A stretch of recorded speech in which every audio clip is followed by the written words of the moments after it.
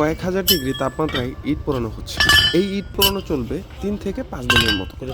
তারপর ইটগুলো 10 থেকে 15 দিন ঠান্ডা করে ইটের ভাটা থেকে বের করা হয়। এক একটা শিফট চলে 8 ঘন্টা করে। 24 ঘন্টায় আগুন দিয়ে রাখতে হয় এই ইট পোড়ানোর জায়গায়। তা না হলে ইট নষ্ট হয়ে যাবে, কাঁচা থাকতে পারে বা বিভিন্ন ধরনের সমস্যা হতে পারে। তাই 3টি শিফট 24 ঘন্টায় কাজ করে থাকে টানা এই 3 থেকে 5 দিনের মতো। এখানে গুঁড়ো কয়লাগুলো দেওয়া হয়ে থাকে। গুঁড়ো কয়লাগুলো না দেওয়া হলে আগুনটা তাড়াতাড়ি ধরবে না।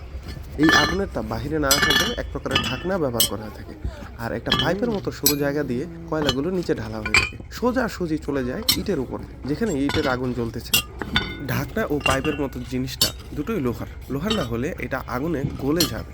ইটের ভাটায় আগুন দেওয়ার কিছু নিয়ম রয়েছে। একই সাথে অনেক জায়গায় আগুন দেওয়া হয় না।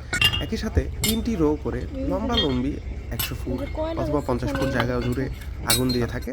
এটা পোড়ানো শেষ হয়ে গেলে পরবর্তী ধাপে চলে যায়। ইট রাখার জায়গাকে 5টি ভাগে অথবা 3টি ভাগে ভাগ করে নিয়ে যায়। প্রথম ধাপ, দ্বিতীয় ধাপ, তৃতীয় ধাপ, এইভাবে। প্রথম ধাপে যেই পাশে আগুন দেওয়া হয় সেটা পোড়ানো শেষ হয়ে গেলে সেটাকে ঠান্ডা হতে দেওয়া হয়। সেটা 10 দিন পর বের করা হবে। এরপর দ্বিতীয় ধাপে চলে যাওয়া হয়। একই সাথে এমন করে আগুন দিয়ে পোড়ানো শেষে ঠান্ডা হওয়ার জন্য রেখে দেওয়া হয়। তারপর সেই ধাপে হচ্ছে সেখান থেকে বের করা হয়। সেটা করার জন্য শ্রমিকরা রয়েছে।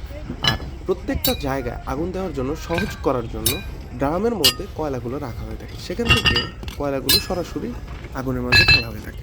এভাবেই পোড়ানো হয় ইট।